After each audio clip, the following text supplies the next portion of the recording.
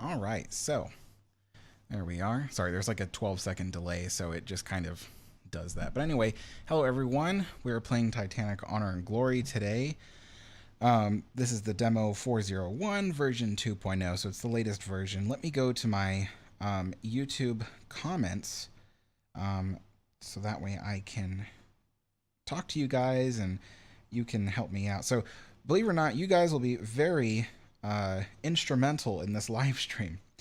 And the reason why is because I think a lot of my regular viewers know that I am, if anything, mostly proficient in knowledge about the RMS Queen Mary. Titanic is not at all within my knowledge. And so I actually don't really know much about what I can tell you of Titanic as it relates to its sinking. Now, today that I'm recording this with you guys, it is April 14th, the last day, 111 years ago, that Titanic saw the light of day. And so, that's as much as I know really about what happened on April 14th, you know, with the events leading up to the strike on the iceberg and, you know, all that stuff. So I am not by any means an expert on what happened to Titanic, but I am going to ask you guys to help me out and teach me some things about Titanic today. That's right. You get to teach Alex the historian some things about Titanic. And, you know, so keep in mind that there will be people in the comments that will probably give me some tidbits of information. You know, if it's incorrect, you don't get mad at anybody. Just, you know, try to, if you're going to give a correction, try to cite a source or something, or just be friendly at least.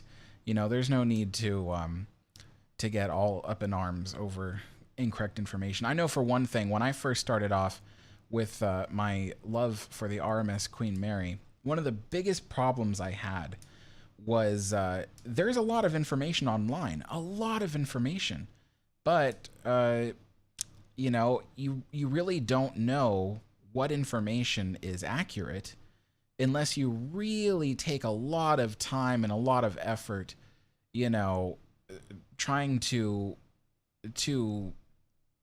cross-reference things and come up with an idea of what the truth is behind a lot of this information. So don't get too angry at people. It is a lot of work, even just what I do for my channel, to cross-reference information and come up with the right answer, the right solution that, you know, that kind of thing. So I don't even know which cabin we're in right now, but it's pretty cool. I just decided to kind of wander in. But let me just say hello to some people and try to prevent my phone from sliding too far. All right, so hello, Desk Bricks. Hello, Kevin, Brian. We got I Build Ships is here. Moonzer, Sidharth, Rena, Brian. Brian just got here, but Brian's leaving. Okay. Hello, K4RNA. Hello, Evan. Hello, Little Gamer. There's I Build Ships is here. Conrad, how's it going? Isaiah, Carter. Oh, there's a lot of people here today. Wow. And already too, but I'm sure there'll be a lot more as we go along. I think all the main people who will be live streaming Titanic, you know, Titanic's 111th anniversary will probably all be happening tomorrow for April 15th. The, you know, I wouldn't say a celebration, more like a remembering of the April 15th early morning sinking. We're currently on B deck on Titanic, looking at the aft grand staircase, the slightly smaller one from the other. Let's see. And yeah, they are almost identical. That's one of the things I didn't know. When I first ever played this demo, it was an earlier version of the demo. I think it was demo 3 was the first one I started with. I had no idea there were two staircases. So I was wandering around Titanic and I was getting lost because I was like, wait a minute, I could have sworn I was just here. So, let's see. Yeah. Let's see. Oh, Conrad says, I visited Queen Mary yesterday and spent about half an hour in the observation bar. It looks good with much sunlight. It certainly does, yeah. And I had some folks this past week who've been on the Queen Mary. One of them has, in fact, informed me that they have been actually sanding down the old varnish on the wood paneling and restaining it and revarnishing it. So they've actually been doing a lot of really good, thorough work on the Queen Mary. But today's about Titanic, so let's get back to that. Again, feel free to teach me something new about Titanic. Let's see. Slow Snail says, I'll try not to say actually too much.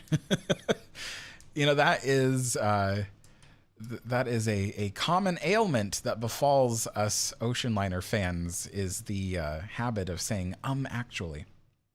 Speaking of I had somebody that, well, occasionally I have people that watch my live streams and they say, you say too much. You say too much. You know, if I'm giving a public speech, then I will work really hard not to say that. I've actually practiced public speaking. I've been a public speaker in the past. And I do know how to speak without saying and But when I am doing a live stream like this and I'm just hanging out with people and it's just very, very, very casual, then I let my guard down and I say and a lot. Especially because on a live stream like this, there's going to be lots of moments. Let's head towards the there you go again. Let's head towards the smoking room. But there are lots of moments where maybe I don't know anything else to say, and on a live stream, the last thing you want is silence. Believe me, the last thing you want on a live stream is silence. So sometimes going, you know, kind of actually breaks up that silence. Otherwise, it's just me talking endlessly. But mainly, what I mean to say is that it's a very casual thing to do these live streams with you guys. It's not me public speaking. If I wanted to public speak, I could definitely do it without saying and And as you've probably already noticed, I've been pretty good at refraining from that habit as I speak to you right now. But no more for the rest of the stream. I'm going to relax my speaking, my speech.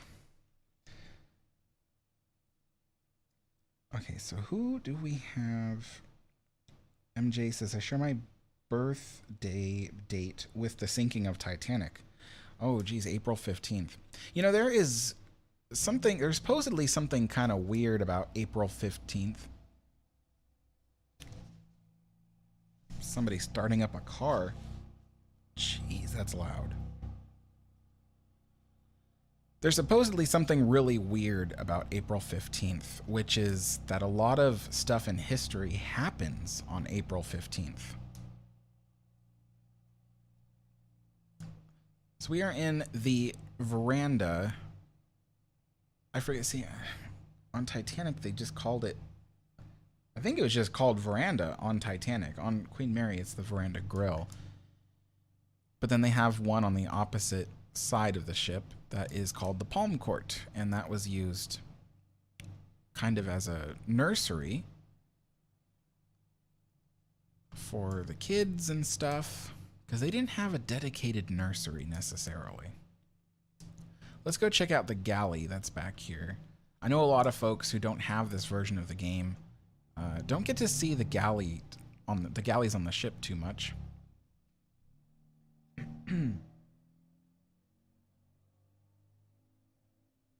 Christopher says, well, you're streaming during the time she sank. She'd be 30 minutes into sinking 111 years ago.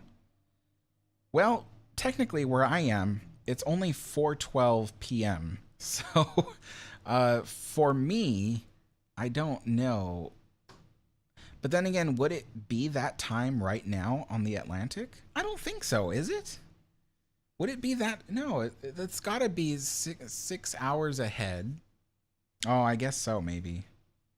Maybe more than 6 hours ahead, actually. It could be like 8 hours ahead.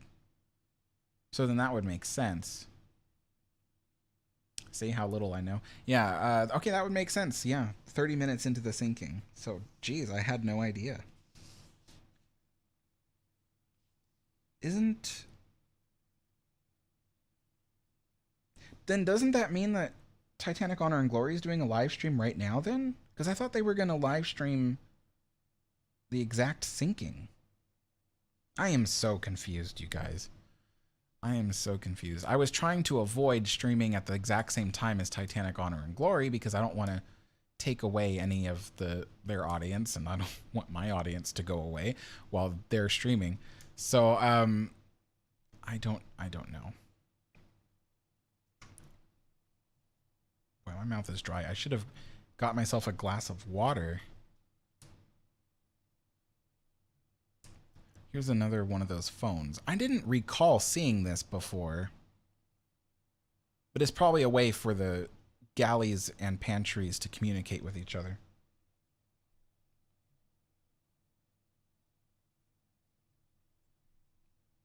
Moonzer says Titanic had 3 helms.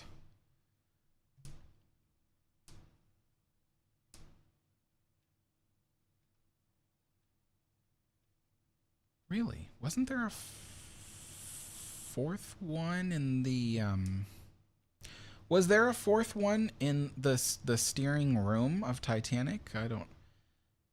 I know on Queen Mary they have a fourth one in the steering room. But I don't know if it was the same for Titanic.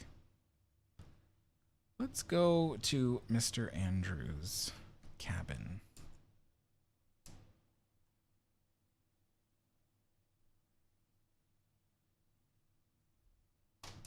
I was just thinking about in the movie when Mr. Andrews is like kind of sitting at his desk and the ship is shaking from hitting the iceberg, and he looks up at the ceiling and, you know, to the crystal beads on the lamp, the chandelier. And now I'm not even certain he was even in his cabin in that scene, but I mean, he could have been. I don't know. The movie isn't necessarily a documentary. It is just for entertainment. Very accurate for being something purely entertainment. You'll also notice I am doing my darnest to walk very smoothly through the ship. I know a lot of live streamers who play this game, they go all crazy, moving their camera everywhere, and it can really make people sick. So even though I just demonstrated how sick it can make you right now, nobody throw up on the stream. Little Gamer says, act like a passenger. Let's find a lifeboat. Oh my gosh. No, that's not what they did. Well, they could have. I don't know.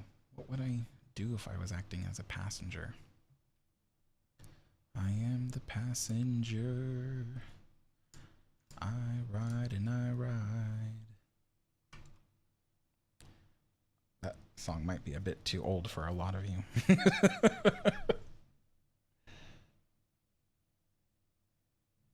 NCC says April 15th is also tax day. Interesting.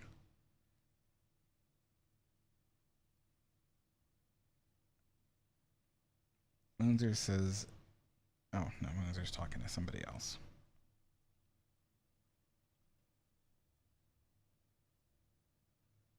Little Gamer says, what would passenger faring spacecraft look like? I have no idea.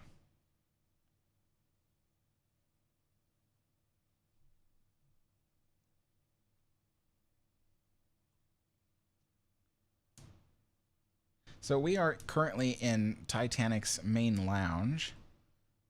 It's one of my favorite spaces aboard the ship, most certainly. Beautiful room. We'll go to the reading and writing room.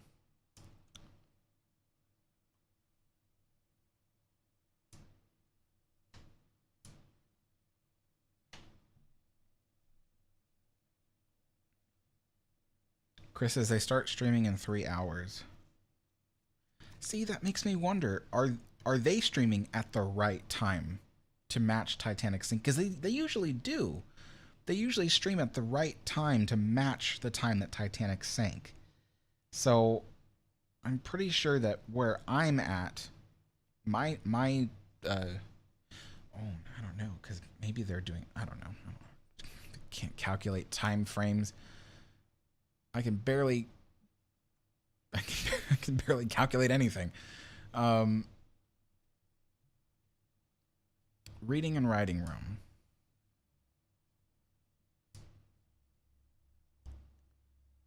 Got these neat little desks, and there would have been stationery and stuff that you could have used to write letters and telegrams.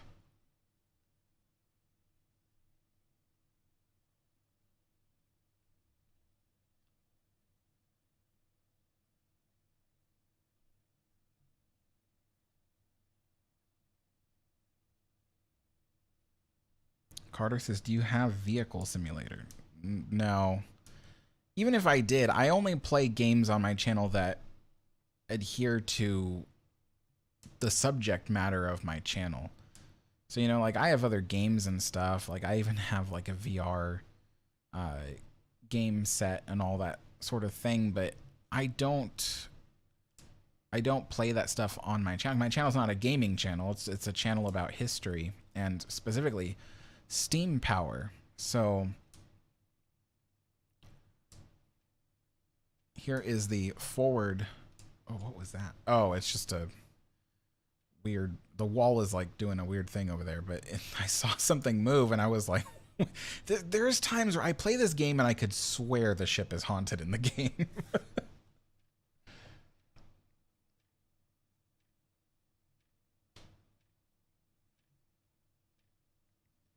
Geshmake, how's it going? Aloha, sir. Good to see you, Alex. Good to see you, too. By the way, thanks for upgrading your membership. I saw that earlier. MJ says, the first class smoking room on Titanic was the only room to have a real open fire on the Olympic class liners. Pretty neat.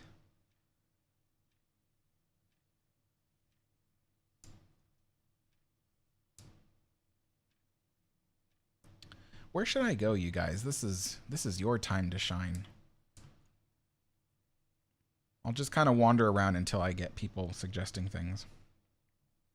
Don't forget to keep teaching me stuff about Titanic. Today is a good day to learn, of all days. Hello, Doc. How's it going?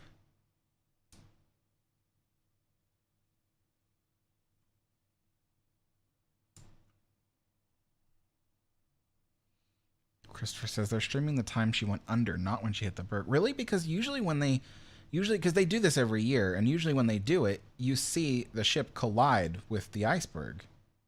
And they do that every year, so they don't usually just start right from the middle.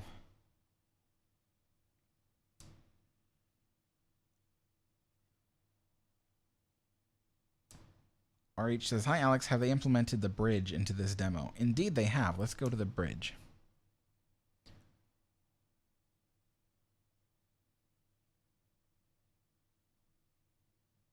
Kevin says, in 1929, RMS Olympic was passing the area of the Titanic wreck when the whole ship started shaking by an underwater earthquake.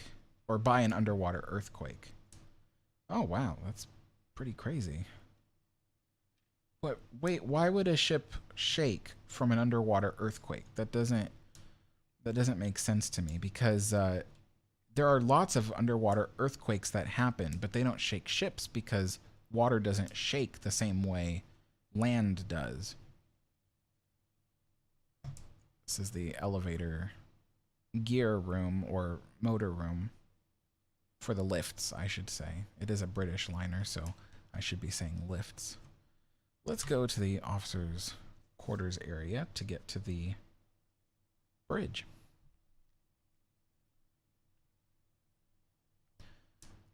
By the way, for those who are seeing this for the first time and you want to know how you can get the game or what kind of computer you need and all that, I have that information in the description below. You can see where to get everything. It is a free game, or demo to play, I should say. Free demo to play. And you also can see the specs of my computer in there, so you know basically if my computer's handling it like this, how will yours handle it, kind of thing, you know. So let's go straight to the bridge.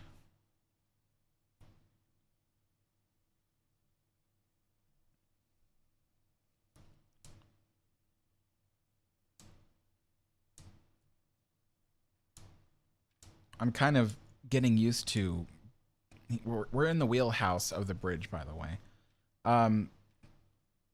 But I'm getting used to walking around the ship so much that sometimes I can actually get places without actually looking at the screen.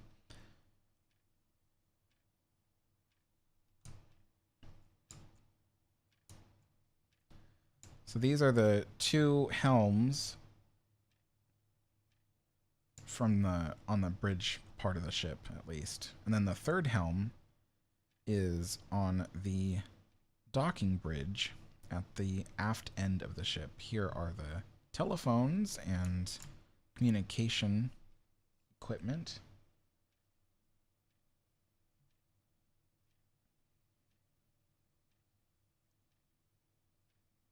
K4RNA says, Titanic sank April 15th, 1912 at 2:20 a.m. ship's time.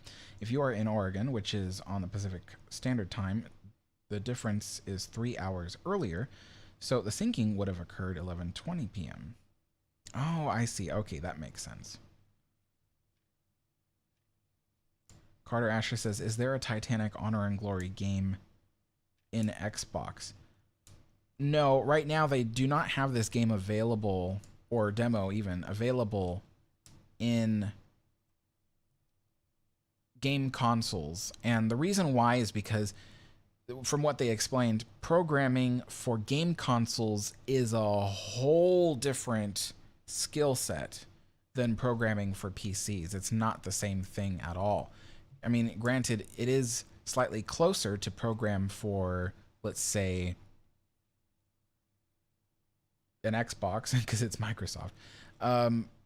But it is still very, very different than programming for a PC. They do eventually want there to be some kind of console support for the finished game, but the demos will not be getting game console support.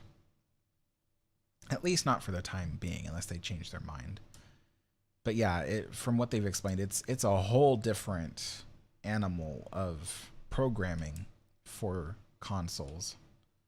They do want to add at least a controller support. Like, I don't have an Xbox, but I have a Xbox controller for my PC for when I play certain games that I think just work better with a controller.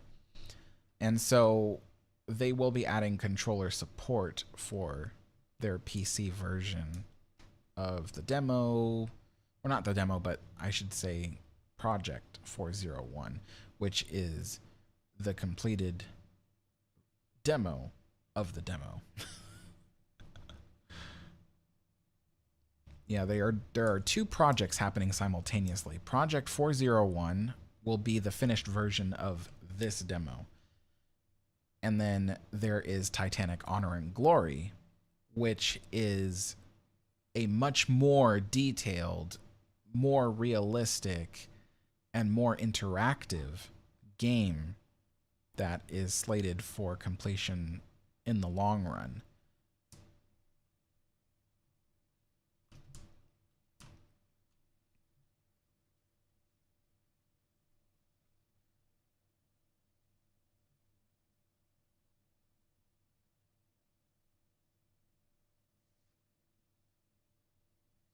History with Cody says, you should look into getting Magnificent Ships. It has the Queen Mary, and they also have a horn option to play for it. I've heard of Magnificent Ships. Doc says, where was the nursery on Titanic? Can we see it? So there was no dedicated nursery for Titanic. What they did was they used part of the... See, they had 2 identical spots on the aft end of the ship in first class. There was the veranda, which was kind of like a little cafe. And then on the opposite side, the identical room was called the Palm Court. And that was used as kind of like a multi-purpose room. But during the day, it would act as sort of a nursery for the children. And really, if I were to go in there, I mean, I was just in there earlier in the stream, actually. But if I were to go in there, there really isn't much to see because it's just decorated just like the veranda with the tables and chairs and stuff like that. It's essentially looks just like the room that Rose and Cal and Molly Brown and all of them were sitting at during the first half hour, I think, of the movie Titanic. And they're all kind of having lunch, and Cal orders Rose the lamb, very rare. Wait, rare with very little mint sauce, if I remember correctly. So yeah. All right, I've shown you guys the bridge. Let's go back into the officers' quarters. There's not much doors open in the officers' quarters area, but I didn't fully explore the Marconi room. So be sure to shout out if there's any places you specifically want to see while I'm playing this game. And also, just a reminder, keep teaching me stuff about Titanic. I don't know that much about it. I mean, it might seem to people who know even less than me that I know a lot, but I really don't. Rena says, I stepped out for a few minutes. Did you stop by the first class smoking room yet? Yes, I did. That was towards the beginning of the stream.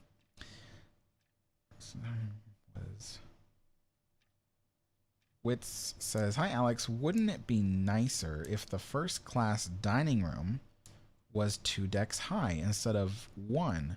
The Mauritania and Lusitania had 2 decks high dining rooms. I think it would be cool.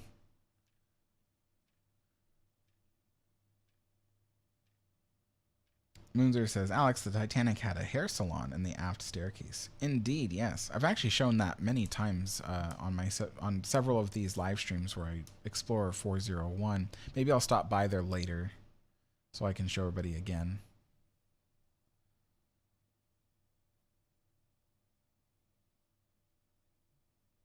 Kevin says, waves caused by earthquake. Okay, well, that makes more sense. But shaking, that's a different thing entirely. Little Gamer says, if you were a passenger, follow the routes they would take as the day passes. I'll do my best. Let's see. Let's go back to the passenger areas. And then we'll go to, let's say, a suite.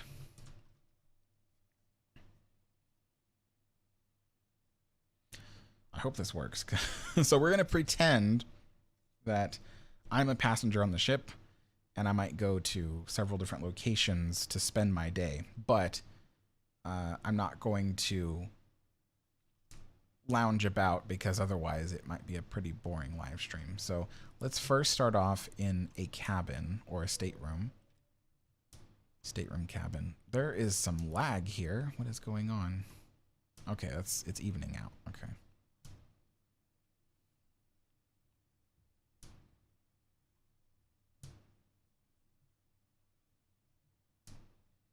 I'm a bit worried about what is this, B deck? That's fine. You know what? If I'm gonna be a passenger, I'm gonna be a passenger in the Strauss suite. So let's go to the Strauss suite. I'm not gonna be anywhere else. C deck.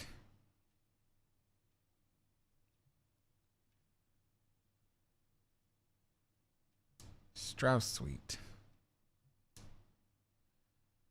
All right, so let's say I have the smaller bed.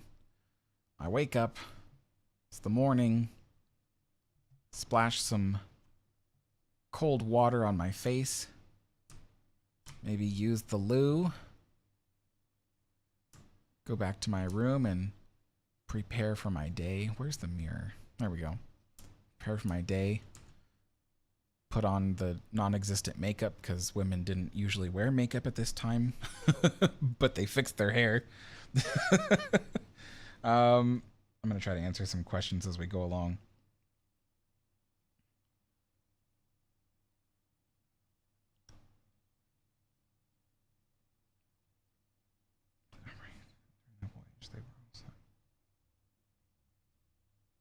K4RNA says Titanic's power system. This is a little tidbit for everybody.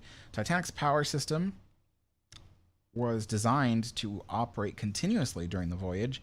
They were also designed to automatically adjust their output to meet the changing electrical demands of the ship. See, that's pretty interesting because, you know, even today, power plants, they have to constantly adjust. When you think about it, people are always turning on and off lights.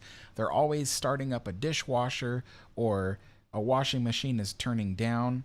So there's always fluctuations in the power, and they have capacitors and transistors and things that can help to buffer the constant rate.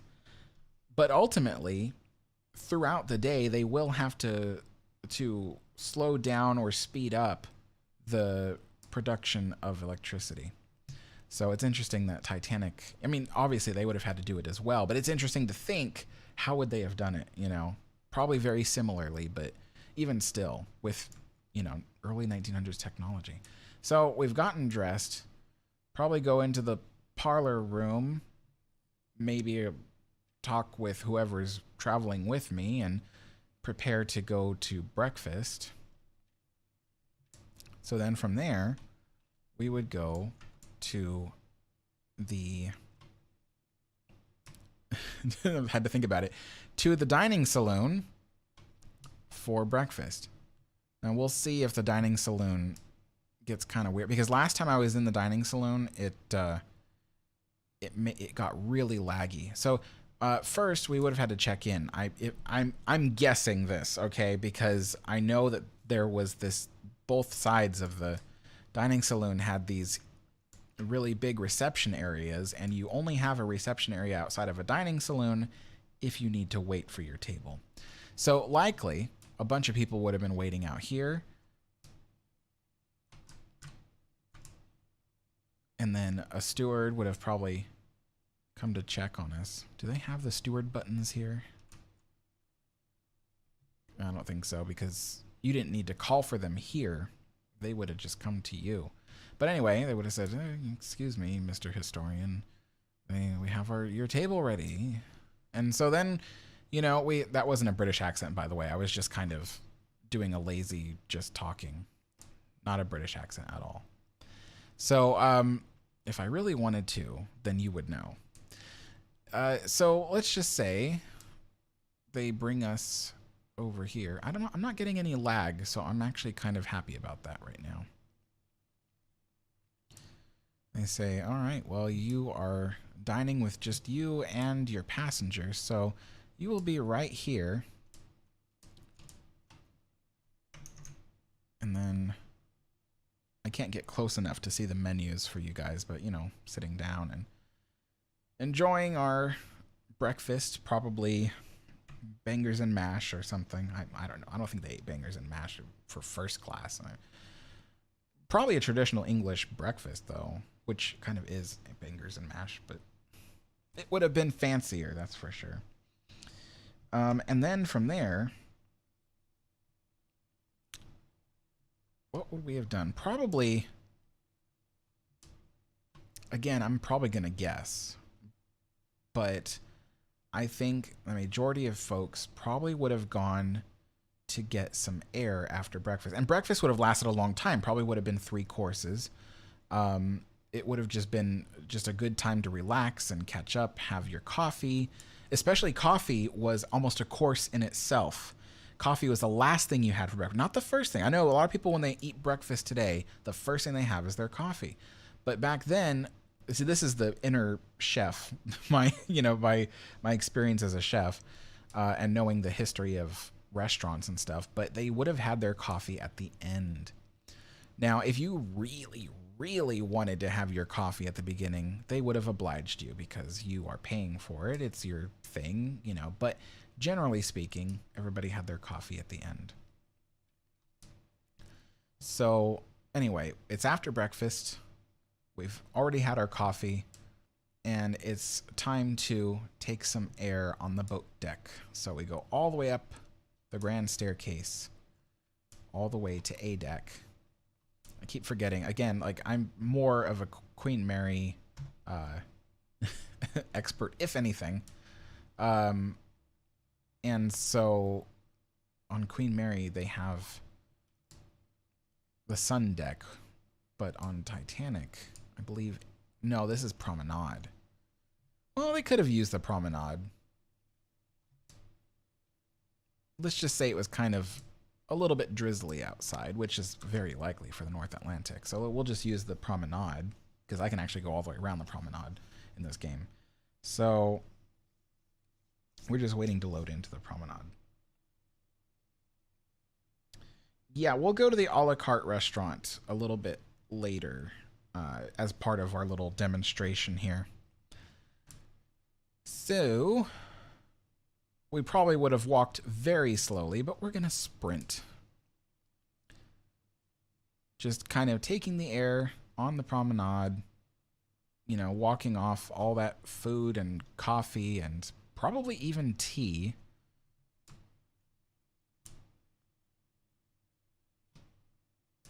Stopping here and looking out over the bow, the forecastle deck.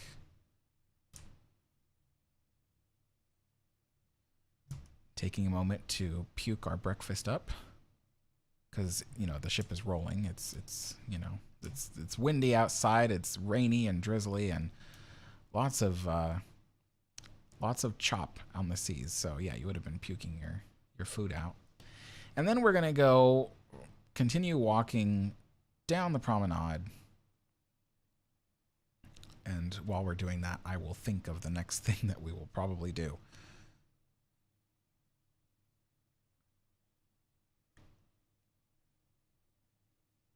Go all the way around. And by the way, for Doc, I think it was that asked me, this is the room that they would have used as the nursery. I would go in, but then we'd have to load in, and it's just kind of, you know, a little bit. But we were just here earlier at the beginning of the stream. But yeah. All right, and then so we've probably gone around 2 times, let's just say. Where's the door to get in? There's a door here somewhere. Can I get through this one? I think I can. Yeah, I can.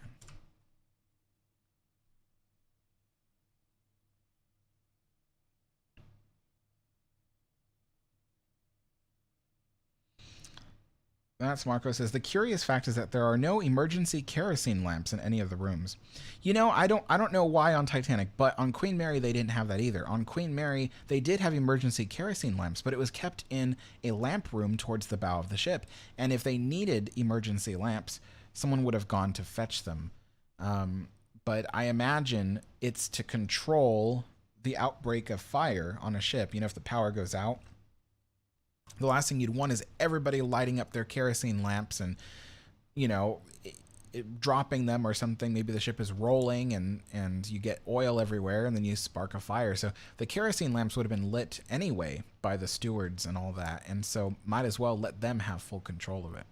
So anyway, after our walk, we come down the aft grand staircase. Maybe it's a good time to... Am I on the right deck? I think I am. No, I'm not. No, maybe I am.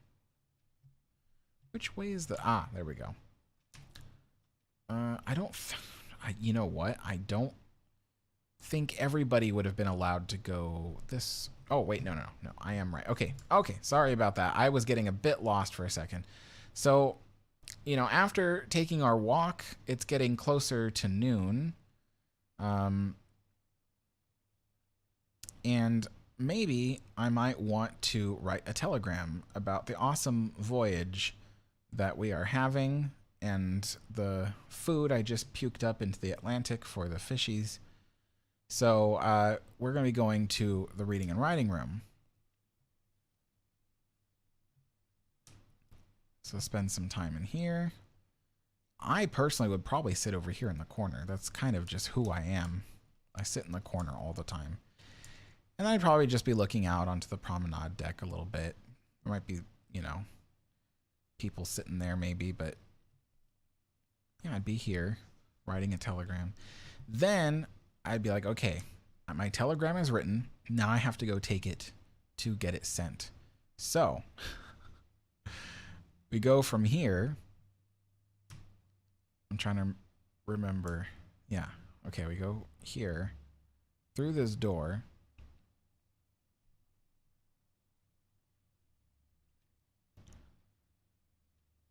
RH says, Alex, I have always wondered, did Titanic have a lever of some kind to activate her whistle? And if you do, can you show me? I didn't see one in this demo, but I do believe there would have been a lever, and it probably would have been. So this is the interesting part. It probably would not have been a mechanical lever. It probably would have been a pneumatic lever. So there probably would have been a brass lever. You pull it down, that opens a valve, mechanically opens a valve that pressurizes a line, and the line would probably go all the way up to the whistles on, I believe, only the first two whistles, because there were four sets of whistles, but only the first two on the two forward funnels was actually usable. The others were just decoration. And so that pneumatic line then would have pressurized the valve on the other end and then popped open the valve to allow the whistles to activate. So I imagine that's what it would have been like on Titanic, was they used pneumatic power to activate the whistle. And the whistle would have ran on steam. I don't want to confuse anybody. The whistle would have been steam, but the mechanism for opening the steam valve to activate the whistle would have been pneumatic, which is air pressure. Okay, so we're still taking our telegram. Now that about the whistle thing, that is my best guess. I actually do not know if that's how it worked, but that is my best guess. Okay, so let's see. I believe this is the right window. I don't think I would have used. I don't think. Well, maybe it was this window.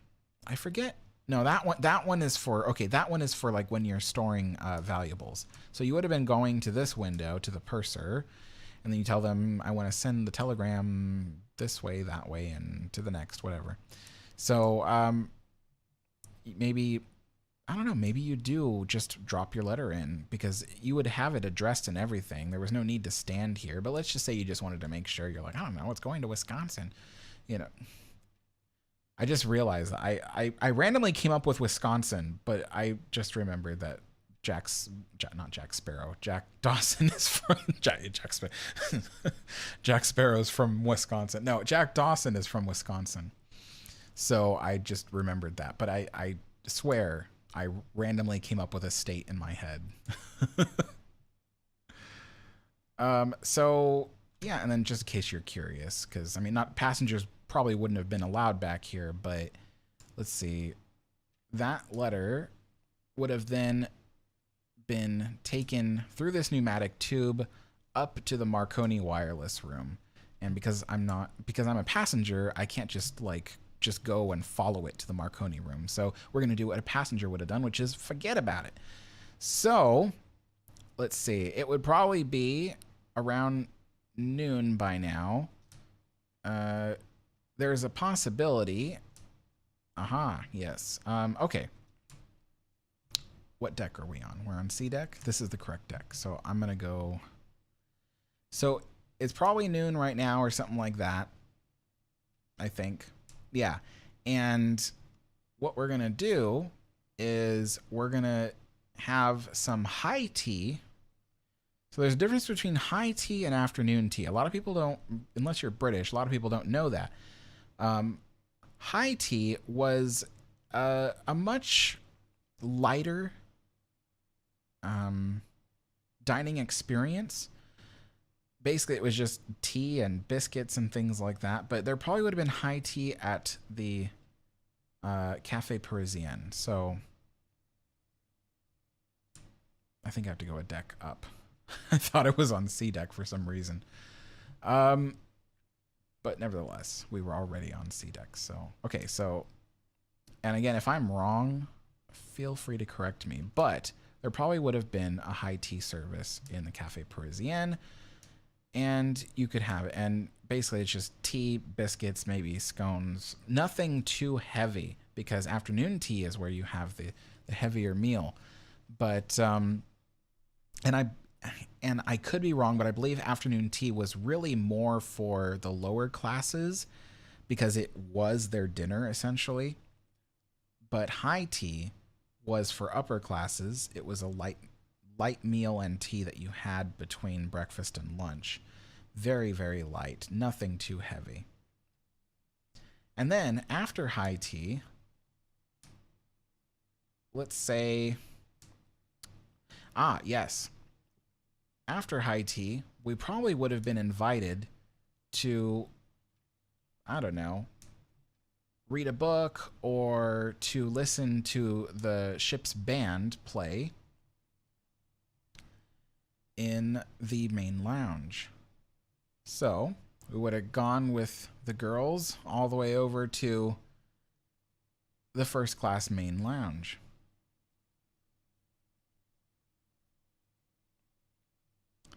Moonzer says, Alex, can you go to the engine room, please? Certainly.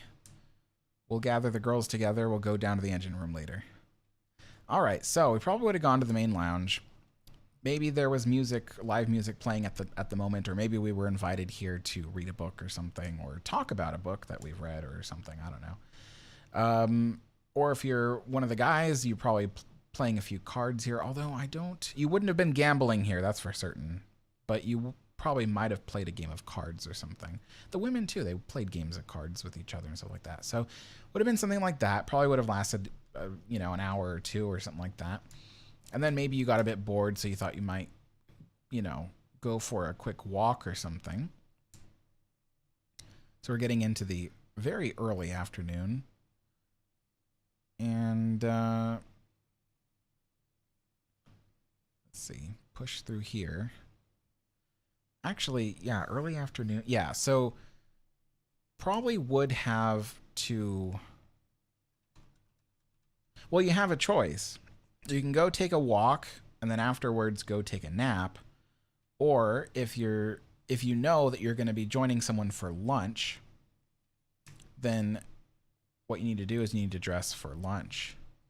So let's just say we're going to meet somebody for lunch, because somebody did ask me that we see a certain place on the ship, so we have to take lunch. So back to our cabin. We're gonna be like Superman. Swish, swish, and we are dressed for lunch. It's a midday wear. And where are we going? We got to go to C. We are in C deck. Okay. It's on. I keep forgetting it's on D deck or something. So, anyway, let's speed run through here.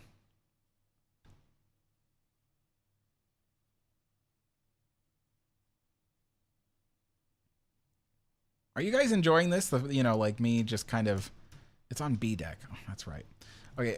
Yeah. Are you guys enjoying this? Just like me pretending to be a passenger? Because I know a lot of people don't really know, like, what did passengers do all day, and we're kind of skimming through what they did all day. So let's say it is lunchtime. We're joining people for lunch. We're going to be going to the a la carte restaurant for lunch, and so we would have been seated out here waiting for our table. The person would have said, our table's over here, sir. And then you come over this way. If you're wearing a coat because it's cold outside, you hang your coat. They would have checked it for you. Actually, they wouldn't have checked it here. They probably actually would have checked it over here. This is probably the coat check thing. Maybe. I don't know. But I think they would have checked it in here. You tell them and they're like, oh, yes, I see you're down here. And then they seat you at a table. Where would have I wanted to sit? I probably would have wanted to sit in the corner, of course. That's where I always am. So in a corner by a window. Perfect. It's a table for two. I mean, who knows? Maybe I'm just with the passenger that I'm with. But sit here.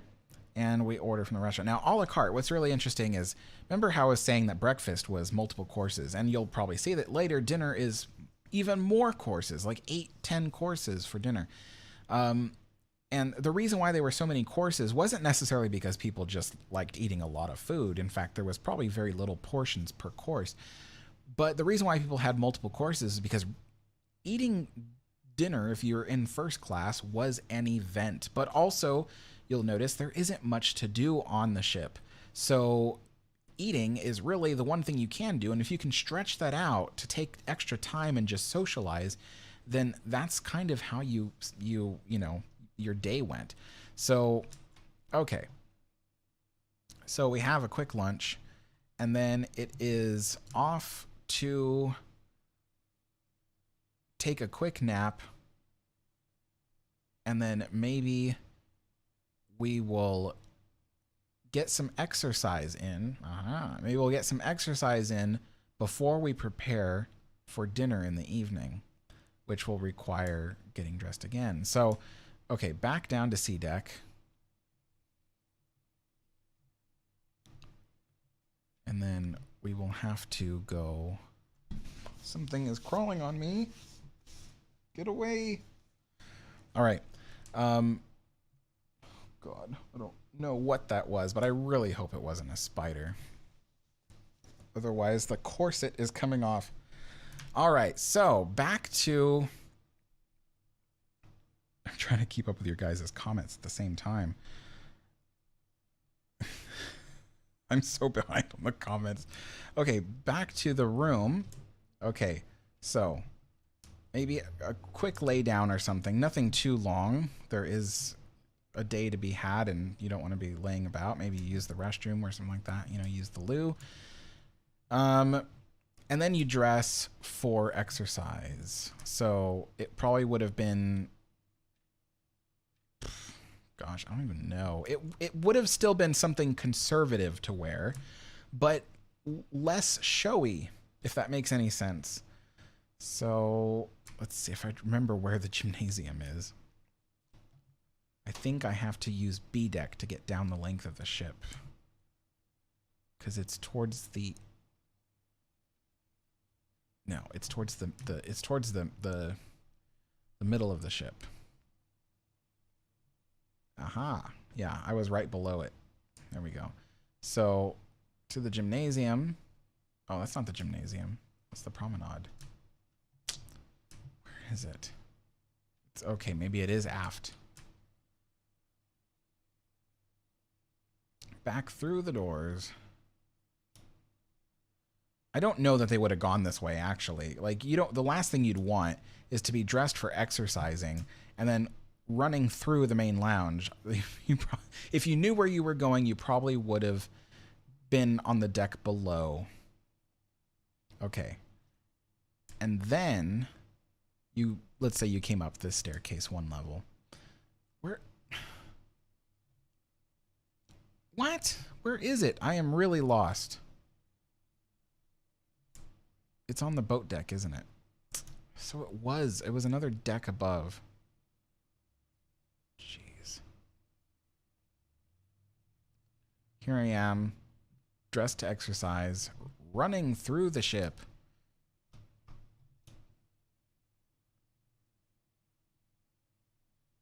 So it was, yeah, it was, okay. Yeah, it was the boat deck. Jeez. All right. Is this, here we go. Yeah, there we go. All right. Exercise, you know, race each other, do whatever, ride the electric camel, all that kind of stuff. Doc says, was there a bar on Titanic? As far as I know, no, there was no bar. A bar would have been too low class for someone in first class. Although, that's not to say that there couldn't have been a bar for third class, but as far as I know, there wasn't one.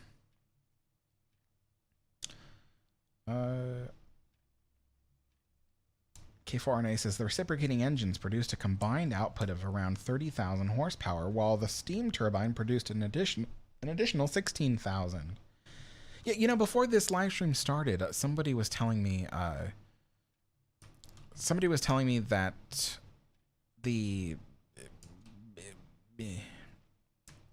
that each of the reciprocating engines produced 30,000, and I'm like, that is not consistent with what I know.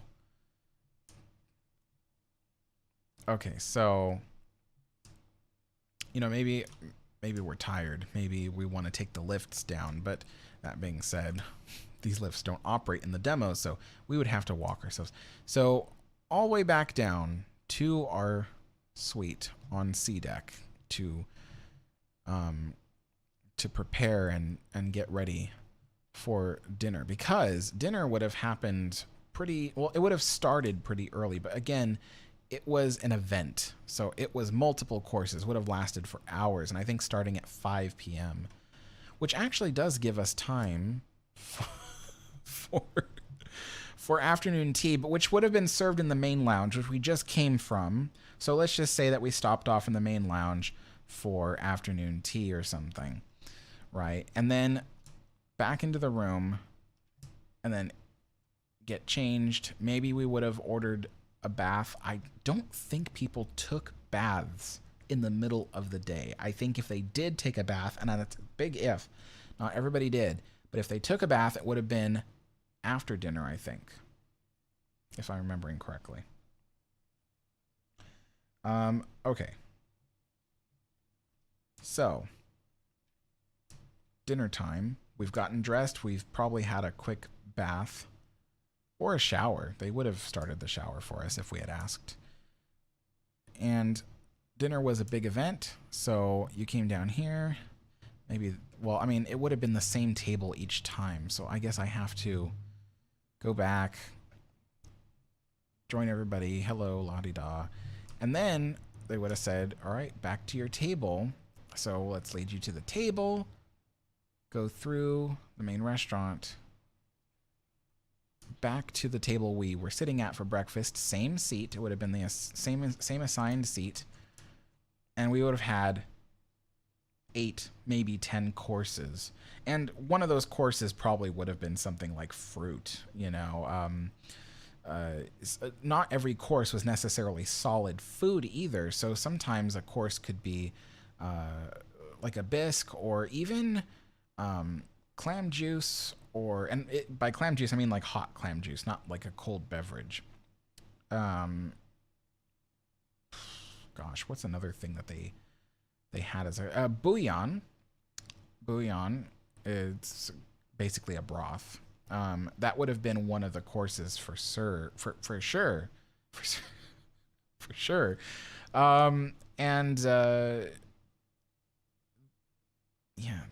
So yeah, just about 8 or 10 courses, would have lasted hours. So could have been from 5 to, you know, 9 p.m., something like that. That's a long time. Yeah. Long time. And then it would have been dark outside by that point. And, oh, yes, important. After dinner, if you were a man, you probably would have retreated to smoke and have a brandy. Now, if you were a man throughout this whole voyage, you could have walked into the smoking room almost any time of day and had a cigarette or a cigar. But it was customary for the men to retire to the smoking room. So they would have gone all the way up the stairs. They could have, some of them could have taken the lifts, but honestly, the lifts probably would have been very crowded for everybody just kind of going their separate ways. So back through the main lounge. Now, if you were a woman, I do believe that they probably would have gone to the main lounge. So you probably would have walked together, and all the ladies would have been like, all right, dear, well, we'll see you later. We're going to be here with the girls and whatnot. And they probably would have sat here, listened to some live music, or just talked, you know, continued to socialize, just digest your food a little bit. Probably would have lasted an hour, actually, honestly. So from 9 to 10 p.m., something along those lines. Some people would have gone straight to their cabins afterwards, depending on how tired they were, especially the elderly. You know, staying up that late is just not something you do. Maybe they were very busy. All kinds of factors. But a lot of the men would have retreated here for, you know, a smoke, a brandy, that kind of thing. And just like in the movie Titanic, they would have discussed politics and other kinds of things and whatnot. So, and then from there, it is back to the cabin for preparing for sleep. Some people, you know, probably would have stayed up extra late. I mean, just like us, some people were night owls. So some people probably would have stayed up and been writing or something. So a lot of women kept journals of their life. It was just what you did. It was a great way to keep your mind active. It was a great way to to document what happens in your life and to think about things that happen in your life. So they probably would have spent like a good, 30 minutes to an hour just discussing their life. Unless they just didn't like to write in their journals, then they probably would have just put a few lines down and then that was it. But that is pretty much what a passenger did on their voyage, with some minor differences. Maybe instead of taking your afternoon tea in Cafe Parisien, maybe you went to the veranda to do that. So it wasn't always the same exact experience every day, but very similar. And but I'm not going to do the same thing for every class, because that would just take forever. But this is the Maids and Valets Salon. Yes, I did do a lot of research to know that the word valet is a correct way to pronounce it, as well as valet.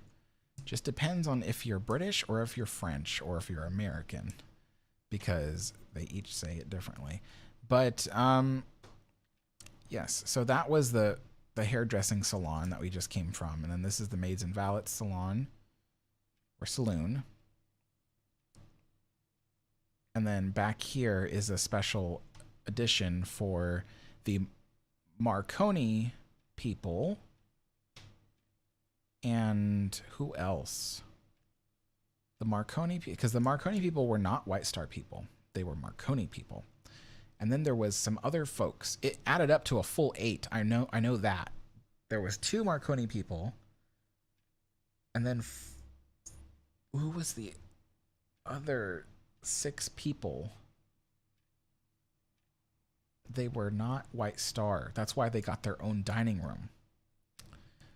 I don't know. I don't remember. Here's a galley, just because you guys don't get to really see it, but a galley for serving the maids and valets, as well as providing drinks and refreshments to passengers in their cabins. Some passengers would have really enjoyed having a cup of tea before they went to bed.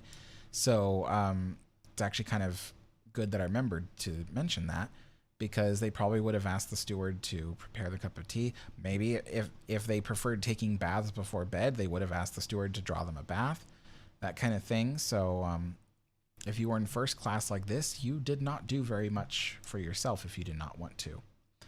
But now let's get to... Oh, this isn't where I want to be. I want to be on the other side. We'll take you guys to the engine room, just because I can. I'm really actually surprised my camera has not died yet, because I forgot to charge all my camera batteries before doing this live stream, and I was really worried that they would die. All right. Looks like I'm caught up with the comments. I've been reading them. It's just I can't read them all out loud. Let's see. Dangerous Brian says, do you think it would be interesting to see the state of the gymnasium on the wreck? Obviously, it's impossible to get in there. I think it would be. It'd be kind of cool to see it. I don't know anything about the wreck, like what precise condition every single room is in. Like I know there's some rooms that are blocked off, but I couldn't tell you which ones. So I think that's probably why I'm kind of like, oh, I don't know. This is news to me that they can't get into the gymnasium. I know some rooms were just crushed, so there's that. All right, so we're going to go all the way down, because some people want to see the engine rooms and the boiler rooms, and frankly, you guys deserve that, because you've gone through this whole thing with me showing you what a passenger does on Titanic. And that's all based off of my best assumption, knowing what they did on ships like the Queen Mary, which was 24 years later and a different world almost from the 1910s. So, All right.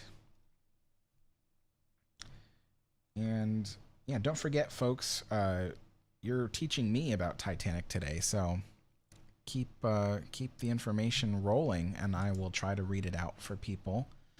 Let's go into one of the boiler rooms so we can see that, and then we'll go into the other engineering spaces from there.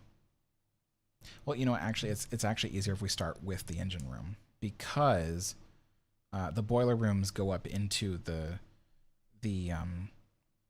crew areas, and the crew areas are really cool to see, especially because this is the newest version of the demo, so the crew areas are new.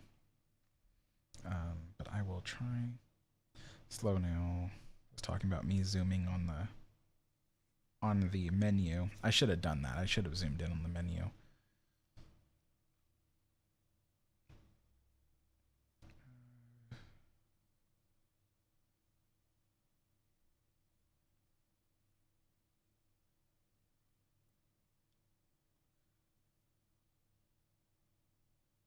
Dark Moon says, surprised they have menus. Shouldn't it be QR codes instead? That's pretty funny.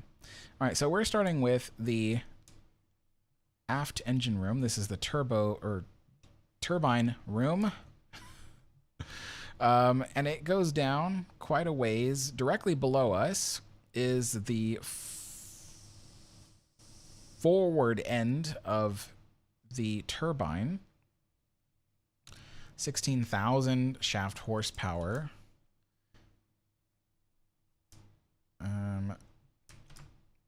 Also, since the last time I did a live stream from Titanic Honor and Glory, I learned that these are the emergency generators located all the way up here.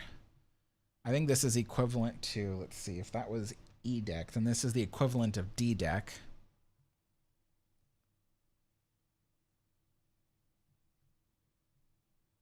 And then right above me is the air shaft that allows, you know, the ambient heat of this engine room to dissipate outside. Now, if we go down another level, we're stopped by this bucket, so we can't go too far, but we can see I believe these are the condensers, the big white thing right there, and then there's another one on that side that is kind of being blocked by the gear and machinery and stuff, but there would have been two condensers to condense what was left of the spent steam from the turbine engine back into water. And what's kind of cool is if they didn't even need to always use the middle propeller, the turbine. So these giant valves, that's what these big machines are. They're giant valves.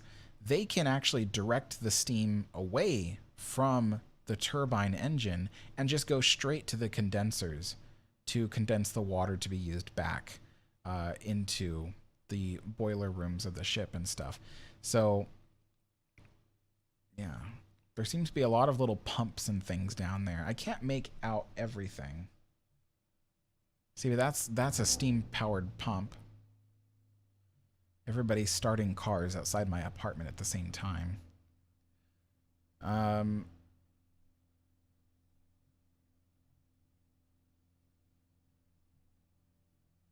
Gosh, you really don't realize how big those condensers and stuff are until you see the little catwalk down there. Jeez. All right, so now whoa, that was fast. Now we'll go to the forward engine room, which has the big famous engines, the reciprocating engines. I'm trying to make sure the aspect ratio is right, because sometimes it's not. Sometimes it's all messed up. All right. Here we are in the reciprocating engine room. It's much smaller looking than it appears in the movie, but then again, you know, it's a movie. You want to get some really nice wow shots for the movie. So we're looking down at the heads of the cylinder pistons. I'll kind of quickly go over this for you guys. So that big round drum there beneath behind those two smaller drums that stick out. That's the head of one of the low pressure cylinders, almost said turbine. And then here with this cone-shaped one, this is the high pressure cylinder. Again, almost said turbine. This is the intermediate pressure cylinder. And then when the steam comes out of the intermediate pressure cylinder, it splits up and goes into this giant low pressure cylinder and then the other one that I just mentioned earlier, all the way at the other end. So it's a triple expansion quadruple cylinder reciprocating engine. And I think we can go to this side and kind of look up at the forward engine hatch. These hatches, again, provide a way for ambient heat to escape out the top of the ship, as well as provide a route for the engineering crew to just get some air. These rooms would have been pretty hot. Again, you're working with steam technology, so it would have been pretty warm in here. But we can look down, actually, from here, and we can kind of see the engines running. I have a feeling my chat is not keeping up. Let's go back to there. Ah, there we go. I had a feeling my chat wasn't keeping up.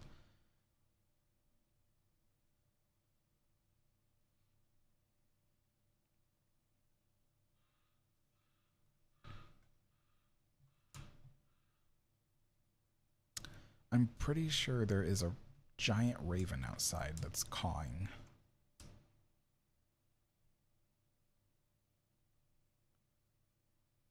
That was weird. Looks almost like there was like a... Oh, look at that. The light just changes. You know, it's probably actually an adjustment of the... Anyway, so let's look down at these engines. If you want to go on the, if you're playing the game and you want to go on these catwalks, but you're like, oh no, I can't go forward. What's going on? You just crouch and then go forward, just like you would have had to do in real life, because there is a large pipe and large, you know, support beam right here. So, but yeah, we can look at the engine running. There's the flywheel back there. Now, what's interesting is somebody told me one time, because I was doing this live stream, they said, that's not a flywheel, Alex. You see, the propeller shaft is heavy enough that it acts as the flywheel.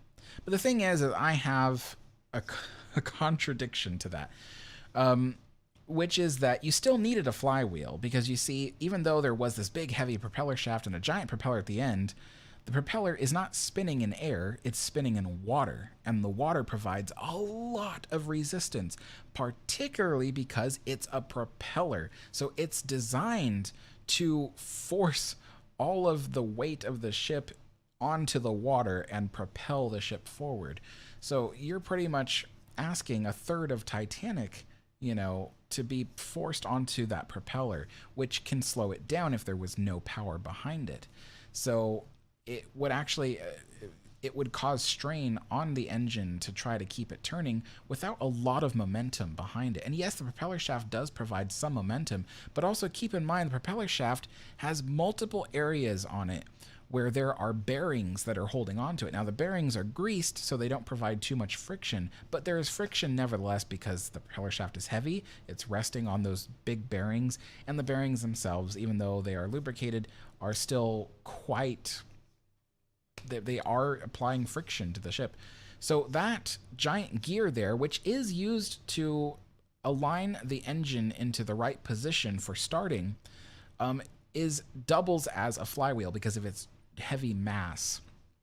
And as it rotates, it helps to keep the engine rotating evenly. But the other thing too is you can disconnect propeller shafts from engines. That way you can test the engine. Let's say the ship is at dock in Southampton or something, and the engineers are like, okay, we need to start up the engine to do some testing of some new parts, but we don't want the ship to move because we're at the dock. What they can do is they can disconnect the propeller shaft from the engine and run the engine separately. And if you're doing that, you need the flywheel attached.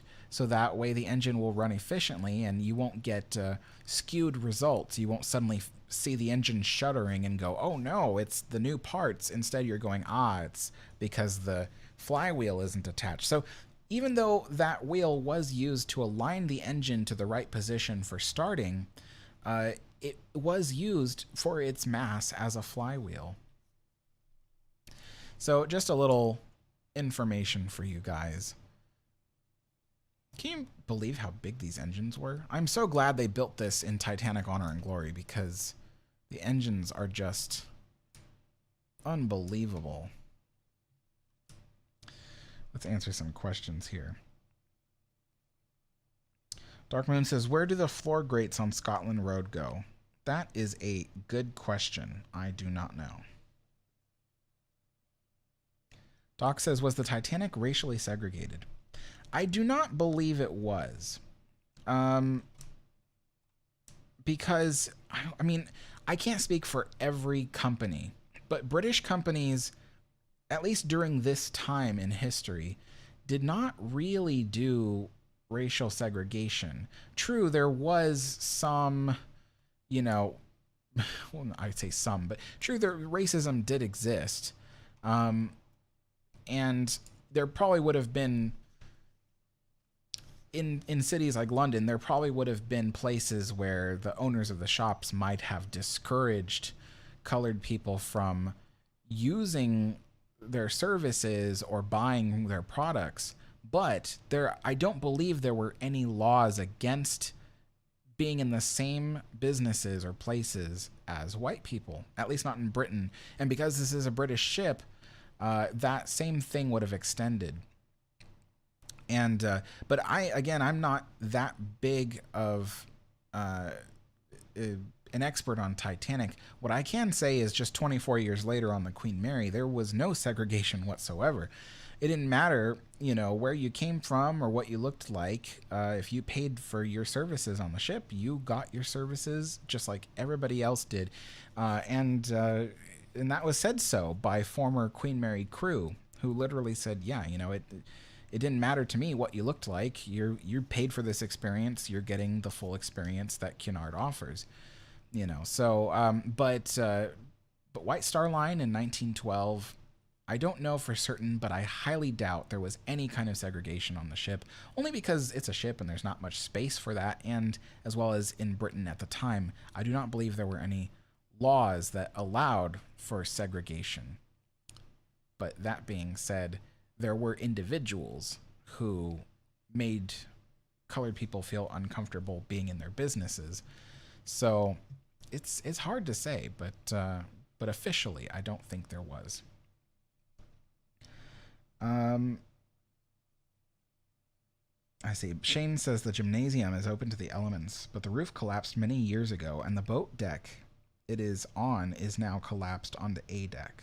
I see. So that's why they can't get into the gymnasium, because it's pretty much just destroyed.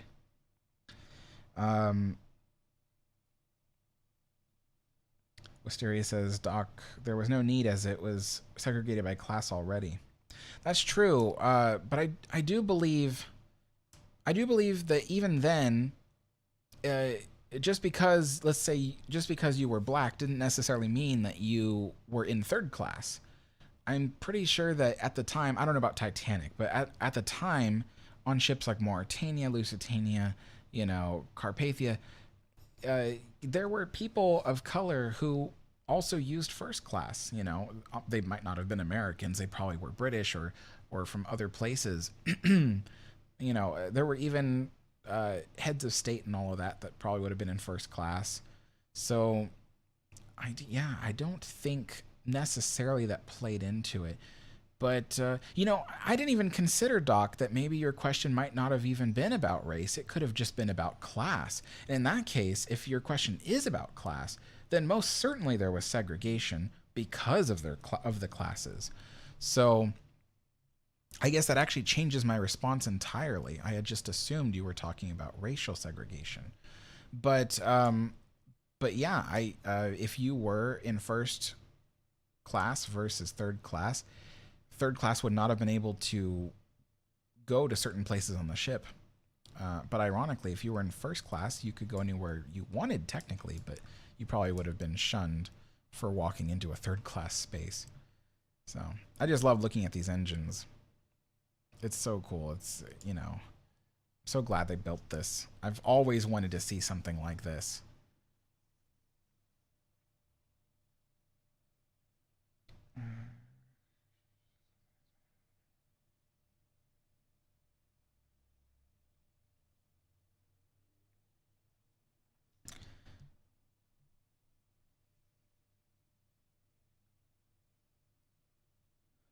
Dark Moon says, is air shaft to funnel 4?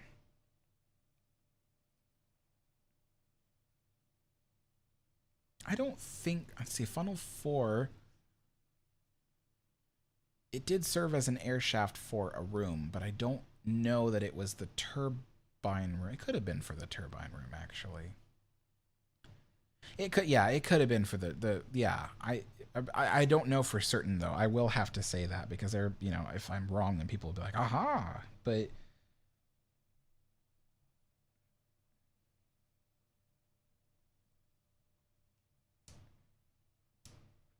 all right, let's go back up and feel free, folks, to suggest places for me to go.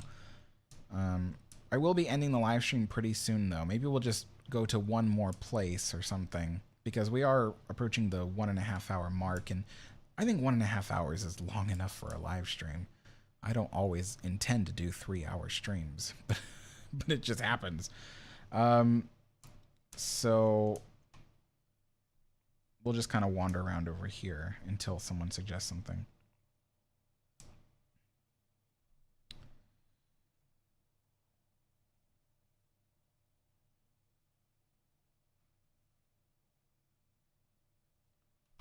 K4RNA says the condensers were the important part of the ship's steam-powered system. They were located in the engine room and were used to condense the exhaust of the steam from the ship's engines back into water.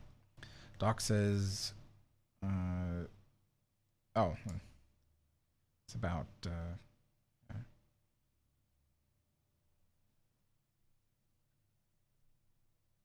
Doc says, has anyone ever got psychoanalysis aboard an ocean liner? That would have been a first-class luxury for sure. I don't know. I know that the ships had doctors, like surgeons, but I don't know that they had psychiatrists. That would have been difficult. Yeah, I don't think they had psychiatrists. Because a psychiatrist back then, it's kind of funny when you think about it. Psychiatry has kind of changed, hasn't it? Because in the 1910s, psychiatry would have been, you know, you're a doctor and you deal with the physical treatments of the mind. And then towards the middle of the 20th century, it became kind of a combination. A lot of psychiatrists also worked with therapy, so they spoke to their patients, that kind of therapy. And so even though they were trained to physically treat the mind, they were also trained to mentally treat the mind. And then now you have today where psychiatry is now again separate from psychological therapy. So your psychiatrist today would not necessarily be a therapist. They could have been entirely a separate thing. They're considered just the doctors that physically treat the mind. So it's kind of gone full circle, actually.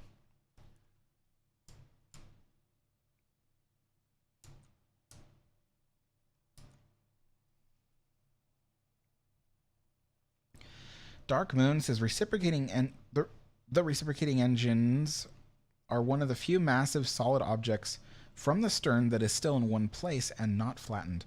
Probably this and the propellers. There's one photo that I found online of the two reciprocating engines just kind of sitting there in the dark abyss, you know, part of the wreckage of the stern. And it is just one of the most haunting images that you could see, you know, just those massive engines, and yet how the utter carnage of the ship around it, you know. It really puts things into perspective.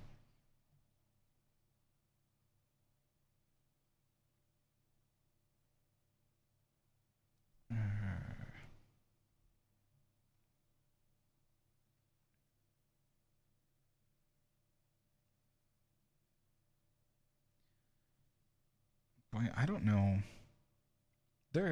Well, thank you to Conrad and Steve for dealing with that person. I don't know what their big deal is, but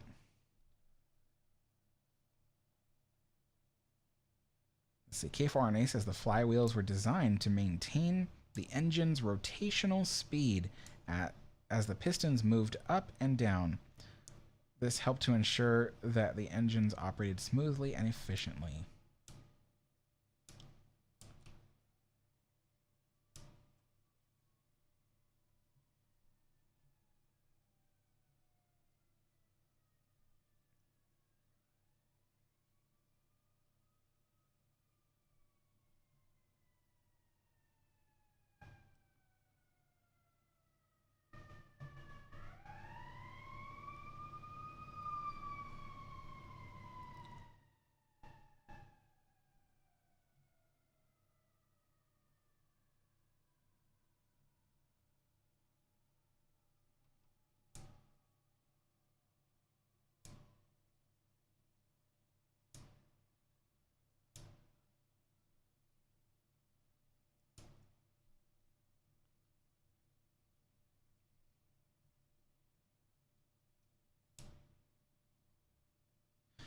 The Ocean Channel says, what do you think of the commercialization of Titanic? In my opinion, making a toy of the Titanic is like making a toy of the old World Trade Center. I would have to agree. I don't see anything wrong with making a toy of the Olympic, or or making a replica Olympic ship going, across the ocean. But there's something weird about the commercialization of Titanic. Now, in a situation like this, where we have the demo that I'm wandering through, I remember when I first ever heard of it years ago. At first, I was kind of like, ooh, that does not sound right. I don't like the idea of a video game of Titanic, even though little did I know back then there was already video games of Titanic out. But I originally was quite against this project. But then I kind of learned more about it over the years, and I learned that it wasn't just meant to be a game. It wasn't just meant to be fun. It was also meant to be a serious look at Titanic. And I've always believed that the power of museums isn't just the fact that it's a collection of objects. It's the fact that you can see these objects. You can see it's a real thing. It's more than just words in a book. I love reading books about history and the stuff that happened throughout history. But a lot of times when you're reading books, you almost forget that it was a real thing because all you're staring at is a bunch of words. But when you go to a museum, what's really cool is you can see the evidence of something that happened. And it really hits home how realistic or not realistic, but how real that situation was. And so there are Titanic museums that show off artifacts, but what's really interesting about this Titanic Honor and Glory project that they're working on, where you get to walk like this through the ship, is it's not just fun to wander around, but it also helps you to understand, in a way that you otherwise couldn't, how real this ship was and how real the lives of the people on it were. Just minutes ago, I was wandering around the ship pretending to be a passenger. Now, that was kind of fun, but I think it was also educational. At least I like to think it was, because we can kind of empathize with the people who were on the ship. We can guess what they were doing throughout the day, put ourselves in their shoes. And, if you take a moment to also remember that they faced, a situation of life or death, and most of them actually lost that situation, lost that battle of life and death. And just earlier that day, they were doing simple things like taking a walk on the promenade and having dinner with the people they were traveling with. So I think that what made me realize, we're now in third class, by the way, going into the third class lounge. But what made me realize how important the Titanic Honor and Glory project was this, seeing the ship. My first experience was with Demo 3, but seeing the ship and going, you know what, this is much more than a game. this is a museum in digital form, because, you know, it may be decades or centuries before somebody has the money and the influence to literally construct the Titanic from scratch like this and show us something physical. So until then, digital is how we can do it. And yeah, it's very educational at this point. You can actually teach people what things were like. You know, you can do the same things on Queen Mary. You can teach people how people lived on the ship, but that's if you can make it to the Queen Mary. And some people can't. So, you know, it kind of changed my mind about how I thought about this. But otherwise, the commercialization of the ship in terms of selling it as a product, generally, it's 5:34 p.m. Generally does bother me. The toys, the t-shirts, the stuff like that. The movie Titanic, we make movies of stuff all the time. At least the movie Titanic was done in good taste. So I can say that's great. But Titanic 2, Titanic 3, I haven't seen them, but the whole reason why I won't watch them is because I don't think it was done in good taste. I think it was done as part of the commercialization of Titanic. And I think that's wrong.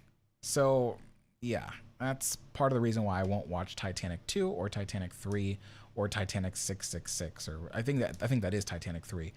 But that kind of thing, it's just not what I do.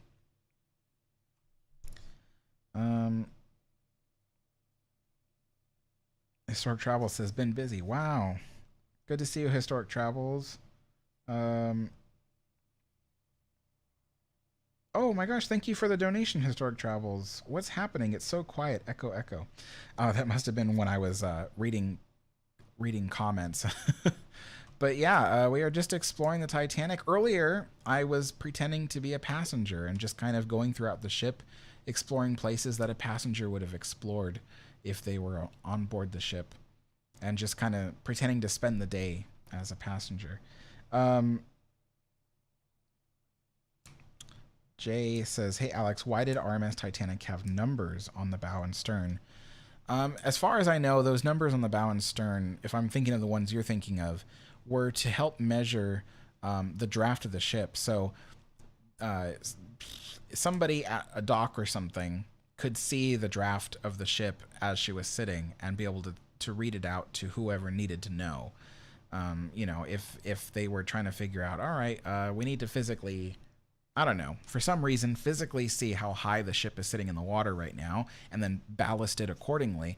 They can do that easily by looking at the numbers on the bow or the stern. That also kind of actually helped the tugboats, now that I think about it, because let's say a ship was damaged or something, and the tugboat is going up to it and going, wait, I can see that this ship is supposed to have a draft of, I don't know, 30 feet, right? Or something like that. No, it'd probably be deeper, like 35 feet. But it's actually sitting at 39 feet. So there's something wrong. You know, maybe we should warn the captain, that kind of thing. So I think that's why they had the numbers on there. Let's see. Thank you so much for the donation, K4RNA. Sad night, but thanks. Well, you know, my hope is that at least it'll be kind of educational for people to kind of put themselves in the shoes of the passengers. Maybe, I don't know, I'm always kind of an empathetic person, so I always want to understand things from somebody else's point of view, and I think playing this game and learning more about the ship kind of helps me do that.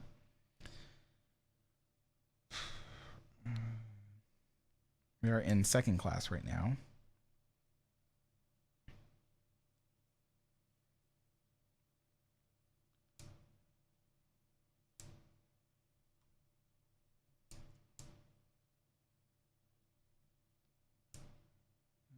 Just reading comments right now.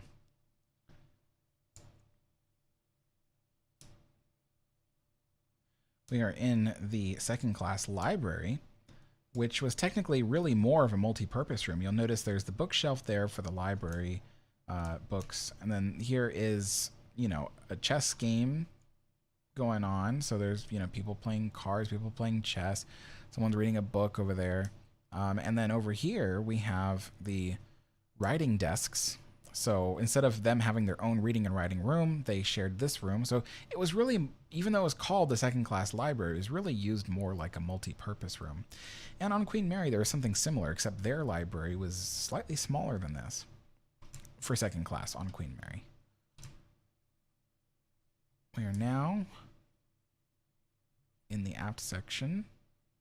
I like seeing the sunlight streaming in through the windows like that, and it's just beautiful. Just reading comments.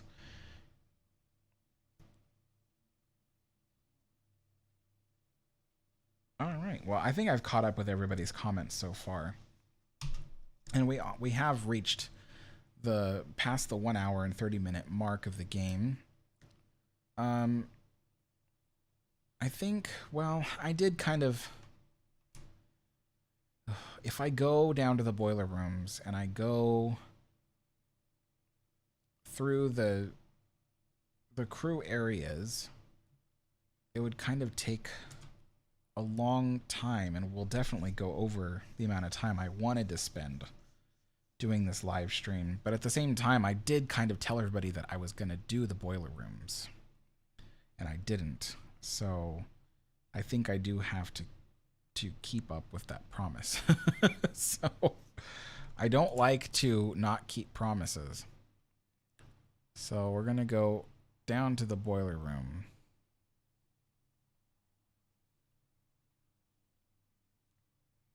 Yeah, I have to agree, Ocean Channel. Sam is really good at keeping things interesting, especially when it comes to Titanic.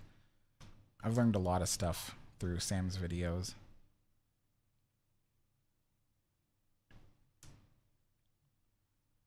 Okay, so all the way back down to Scotland Road. Oh, here's a really cool site.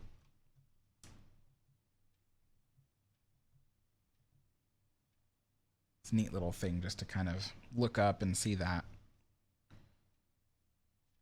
All right, I think, I'm not sure if the chat is keeping up again. I have to recheck it. Ah, yeah, see? Ah, there we go.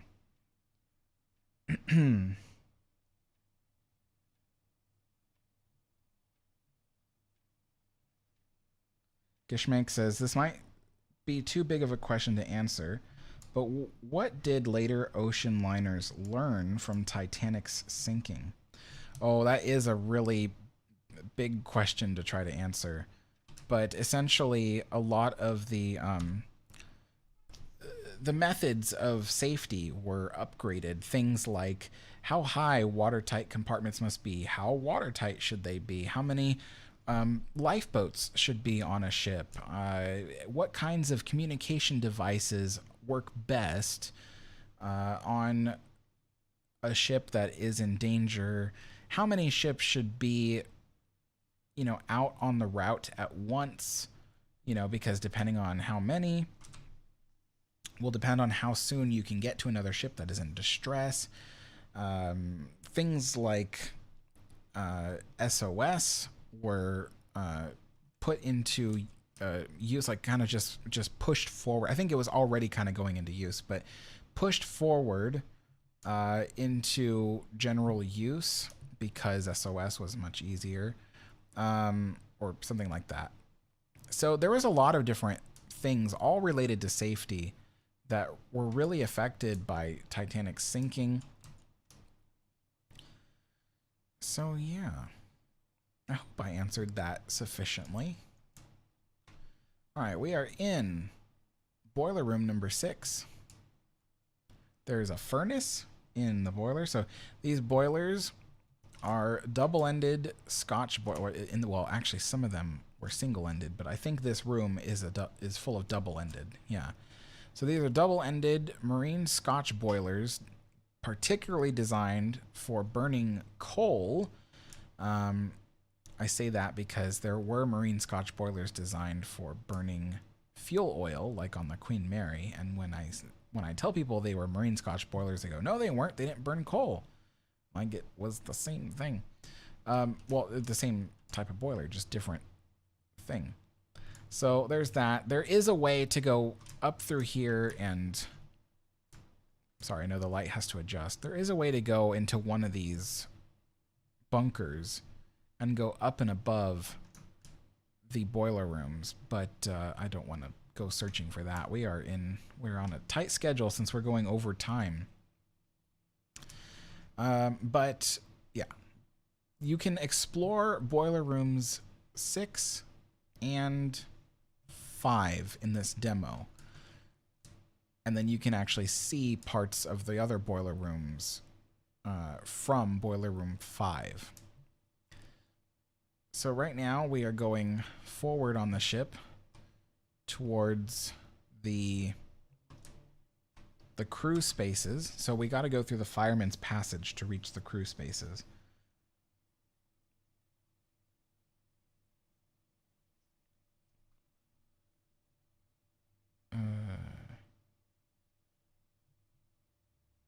Way out this side. Way in this side. Now, I heard, it says here, men will break step while in tunnel. I don't know exactly what that means, but I heard it means that if you're walking down the tunnel and everybody's feet start marching in line, because that happens when you're walking with people, you don't even realize it, but your feet start matching them. That can have an effect on the resonant frequency of the ship and actually lead to issues. And so I heard that the reason why it says men must break step is to make sure that not everybody is marching at the same beat, essentially. I don't know if that's true, but yeah, I think that's what it means. Please correct me if I'm wrong.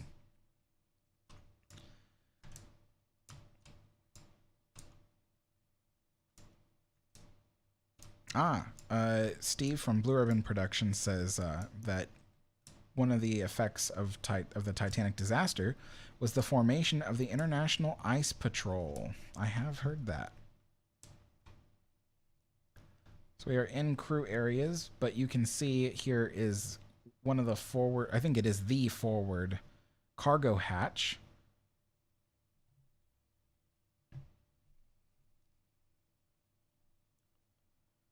Okay, so we're going to go up to the next level.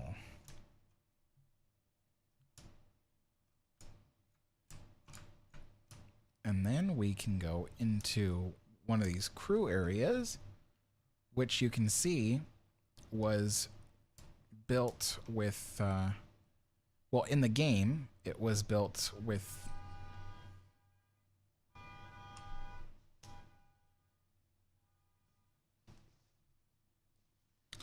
shear. It was built with shear in the game, which is something that originally they were like, oh, we don't know if we can do that. But when they added this into the game, they were able to incorporate shear to make it look more realistic. But my question still stands. No one's been able to answer me this. On these ships, when you had shear like this, you see how the beds are tilted towards the front of the ship? Were they tilted in real life like this, or were they flat and level? Because, I mean, it would suck to be laying down like this and all your blood is rushing from your feet to your head, you know. That's also not safe for you either, to be sleeping like that. But yeah, please let me know. Were they level or not? I'm really curious. So yeah, large quarters for a bunch of the firemen, I believe. I believe this is firemen's quarters. Maybe there's a label on here. I don't see a label, but I'm pretty sure it was. So now we'll go up to the next, come on, up to the next level.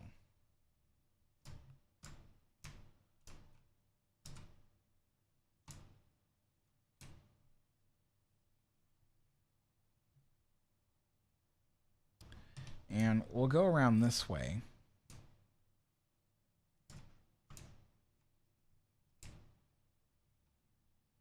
This is where people can start getting really dizzy because trying to get through all the hallways as quickly as possible. you can see the hog pipes for the chain, the anchor chain. And then if you want, you can drop down in here and see the anchor chain. If you want to get back up and get out, it is a bit tricky. Basically, you have to face like this way on your way back up, and then you move right to get closer to this pillar, so you can use this little footpath to move away from here. And that's how you get out of that chain locker, because some people do get stuck in there, but I think most people have figured it out for themselves, though.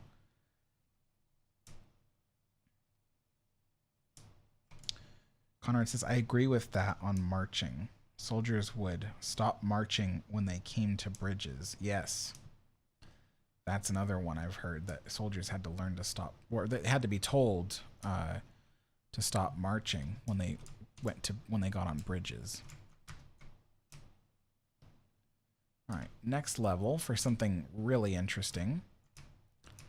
So I always point this out every time I come here, but a lot of people don't know what this is, and I learned about it recently thanks to my friend Steve, who is in the chat, but he taught me about one of these things that's on Queen Mary, in fact, still to this day in the bow.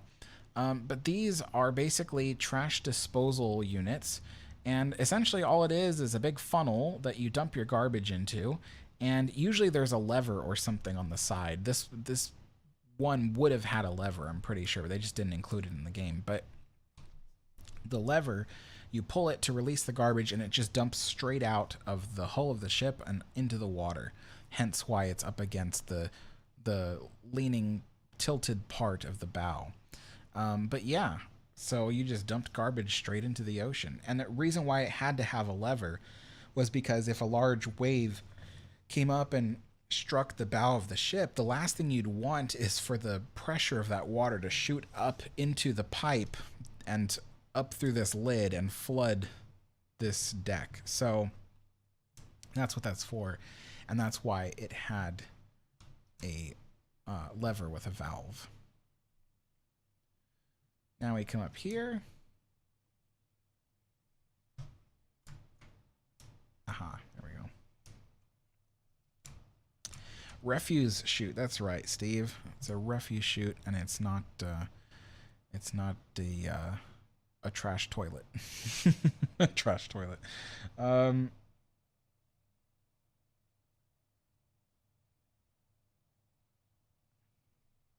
Carter says, Alex, what if HMHS Titanic sank in 1916? I don't know. I'm literally the wrong person to ask about Titanic stuff. I'm on here to learn from you guys about Titanic. That's why I've been asking throughout the live stream for you guys to teach me stuff, because I am the wrong person to ask about Titanic stuff. I just love being on this demo and exploring the ship, though. That's the thing. Down there is the dry storage for well, you say I'm from kitchens. I was a chef, so we called it dry storage, but this would have been, I guess, on a ship considered a dry pantry. And it was just for storing things. I'm pretty sure these are sacks of potatoes. They ate a lot of potatoes on ships like Titanic. Grains and flour, that kind of thing. Stuff that can afford to be stored dry and kept cool. And there would have been several decks with this. So, in fact, I wonder, Steve, since you're here, there is a spot on Queen Mary that is just like this. And in fact, they take people on the ghost tours up to the bow, and they say, oh, this is where, you know, where they kept the prisoners of war, and people died here when the ship struck the HMS Curacao. And folks, it is Curacao, not Curacao. It's named after the island of Curacao off of Queensland, Australia, because it's, you know, it was a British naval ship, not a Dutch naval ship. So it was definitely Curacao, not Curacao. Yes, so there is a space like this on Queen Mary, and, you know, they say that that's where the troops, or not the troops, the prisoners of war were. But I can't help but wonder if it was this originally. It was dry storage for food. That's what I want to know. So Riddle me that.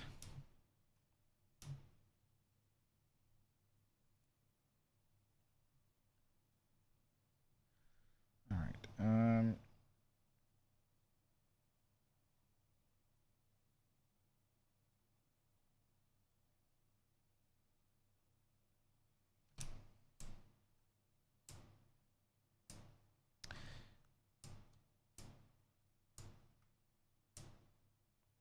Oh, I see. So Steve says, yeah, the lamp room and rope stores at the bow look like this. Okay. But there's so many. Like, why would there be that many? Well, I guess they did need a lot of rope. That's for sure. This is the very bow of the ship. This is that hole that I've had a lot of people ask me. They go, is that where the headlamp on the ship was? Like, as they think, like, you know, a car, it has headlights. So they thought, like, oh, that hole in the bow of the Queen Mary, or not the bow of the Queen Mary, the bow of the Titanic, sorry. Queen Mary's on my mind all the time. Bow of Titanic, was that for the headlamp? But it wasn't. It was for the mooring line. And it was also, it could be used for the spare anchor, the spare bow anchor. They had technically 3, but only 2 were permanently hooked up. The third was a spare. Having trouble. I always have trouble getting around this pipe. There we go.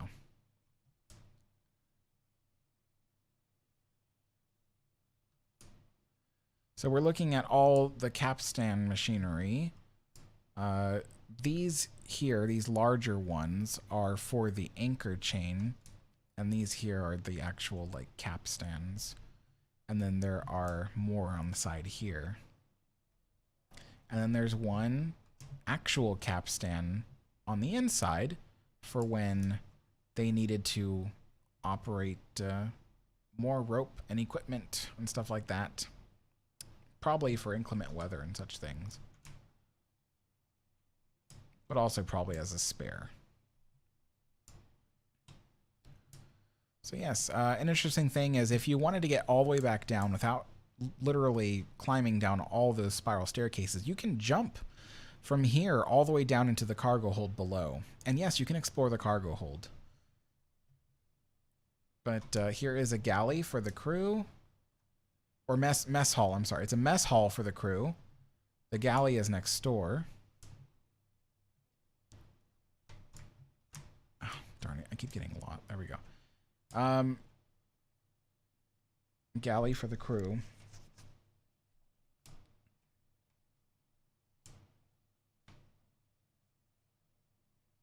Dark Moon.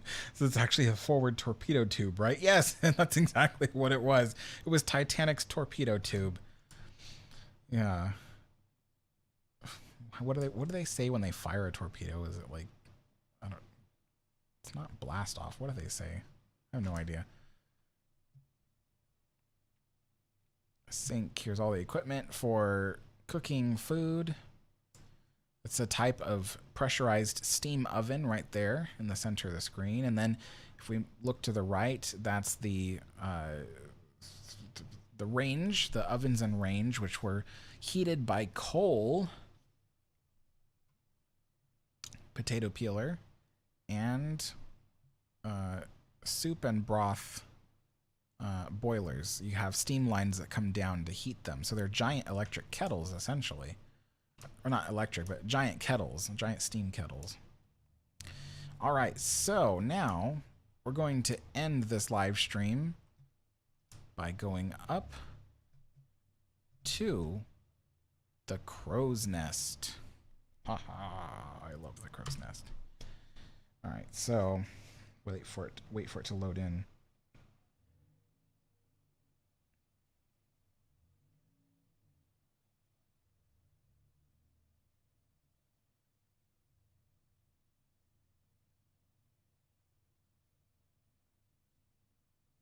Brian says they say fire. K4NA says fire 1, fire 2. Okay, that makes more sense. I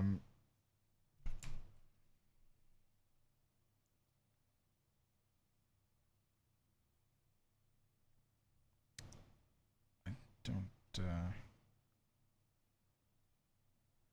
Louise says, "What do you think about the 1997 Titanic?" It's very entertaining. I like that movie. It's actually one of my favorite movies to watch. I fully understand that the movie is it's a movie. It's designed to be entertainment and not be taken 100% as fact. But that being said, the movie is very accurate to what happened on Titanic. But yeah, I love the movie for its entertainment factor, for its shock value. I always cry when I watch the movie Titanic. That's one of the things I like watching movies that make me sad because I don't know, it reminds me kind of, at least to remember to, I don't know, to empathize, I guess. I like empathizing with people and with stories. And so every time I watch Titanic and it makes me cry, it reminds me how I empathize with all the people that died on that tragic event. It's always important to remember that Titanic wasn't just a ship. It wasn't something that you can, that well, I mean, it is, but Titanic isn't something that is only worth marketing and selling toys and games and everything. It was a real event, a real thing that happened, a tragedy. People died. This wasn't just some cool, toy that broke in half and sank. It was a real thing that killed people, families, children, people that never got to go home and say goodbye to their loved ones. So it's always important that, even though we're fans of Titanic and we love the ship and we want to see it in real life, if only one day it was possible, to always remember to just have that little tinge of respect for those who were on it and died as a result. So I think that's always important to mention. So anyway, folks, I'm going to end the live stream now. It has been exactly 2 hours, and I think that's a good time to end the live stream. But I wanted to thank you all so much for joining me. Today is April 14th, which 111 years ago was the last time Titanic saw the light of day. And later on in the night, it would end up striking the iceberg, and the rest is history. Anyway, folks, thank you all for watching, and I will see you all next time. Bye-bye.